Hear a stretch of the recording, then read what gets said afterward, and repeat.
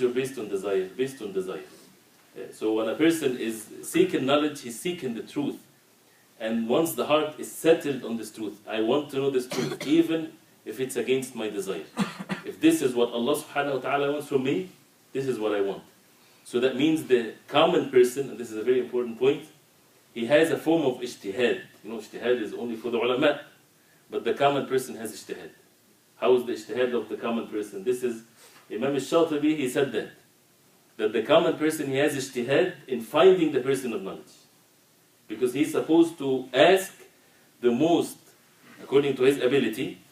This is the person that he thinks is the most knowledgeable and the most righteous, not just knowledge. Knowledge and righteous, he's applying the knowledge to the best of his capability. This is the person that I trust his knowledge and his religion, that he would tell me the way of the Prophet ﷺ. This is need ijtihad. It's not just choosing anything or anything that sounds good. The person has to do his effort to do this. And in times of fitna, sometimes it becomes difficult. Certain environments, certain places, and so on. So the person has to seek help from Allah subhanahu wa ta'ala. When it comes to the people of knowledge, they have the ijtihad of course, getting to know the truth and following the truth and so on. So the point is the mandatory knowledge we have to learn, and then the part of knowledge that every day we face something, then we ask the people of knowledge, and we seek help from Allah subhanahu wa ta'ala, and to humble ourselves to this knowledge which is قال Allah, قال رسوله, قال الصحابة, what Allah subhanahu wa ta'ala said, what the Prophet sallallahu alaihi wasallam said, what the companions radiallahu anhum said. There are many evidences, there are many stories, there are many things at the time of the companions radiallahu anhum, but one thing that of course they surpassed us in many things, but one of which they understood that this is the most important, let me say this again, the most valuable thing in our life is this ilm, meaning the Quran and the Sunnah of the Prophet ﷺ. This is the thing that we're willing to spend our time and our wealth to get to know our everlasting happiness. And if you see just one, there's no such a thing as small hadith and big hadith. They're all big because it's wahi from Allah subhanahu wa ta'ala. But imagine when you get to know a Sunnah of the Prophet ﷺ. Even if it's not mandatory, something to be said, La hawla wa la quwwata illa billah, a treasure from the treasures of Jannah. Before you knew this, we were in some form of loss. This is, when in the insan fi khusr, human beings are in loss. It's only not just for the disbelievers. The believers only, they have a share of this loss. They do not know this hadith.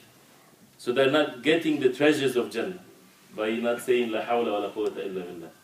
The adhkar to be said in the morning and in the evening. Whoever says Allahumma anta rabbi la ilaha illa anta, say al-istighfar. If he dies in the same day, he enters Jannah. If he dies in the same night, he enters Jannah. A person lived his life and he died and he didn't get to know this hadith. Although it's not mandatory, but this is a form of loss. Why would we waste our life without getting to know the Prophet ﷺ and his sayings and his actions? How did he do things? We go to the bathroom anyway.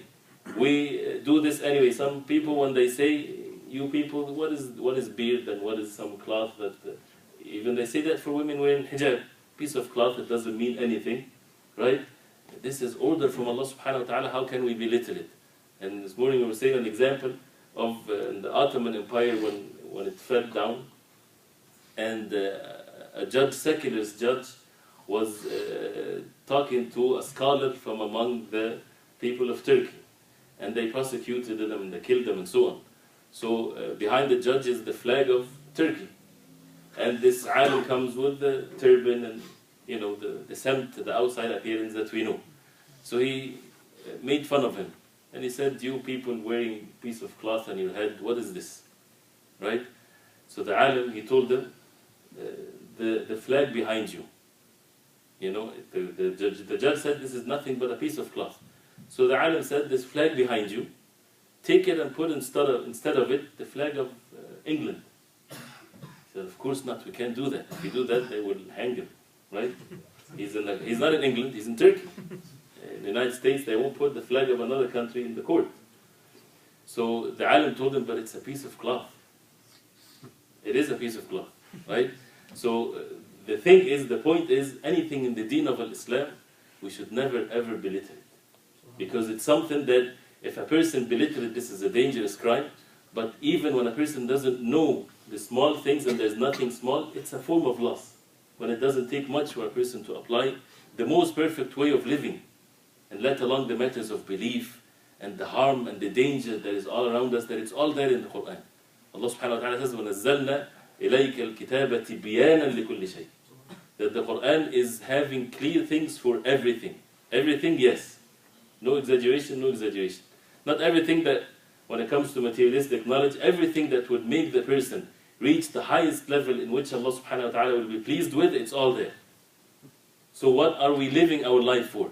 Why would a person die and regret that he didn't do this? And it's only one time that we live on the face of earth. It's very short. We don't know if it ends now, or after a day, or a month, or a year.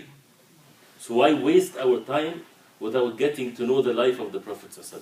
So the final thing is, we need to come out of this by something practical in our life. That we take it upon ourselves, that we want to learn this deen of Islam, so that our everyday life, anything we say, anything we do, is according to the best of our knowledge, the way of the Prophet ﷺ. This is what Allah subhanahu wa ta'ala wants from us.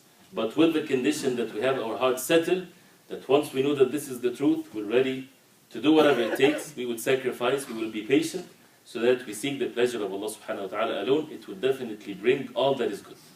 So we ask Allah subhanahu wa ta'ala to forgive our sins and to make us comprehend the deen of Islam.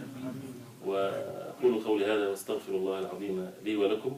اللهم اغفر للمؤمنين والمؤمنات والمسلمين والمسلمات الأحياء منهم والأموات إنك سميع قريب مجيب الدعاء. وصلى الله وسلم وبارك على محمد وعلى آله وصحبه وسلم.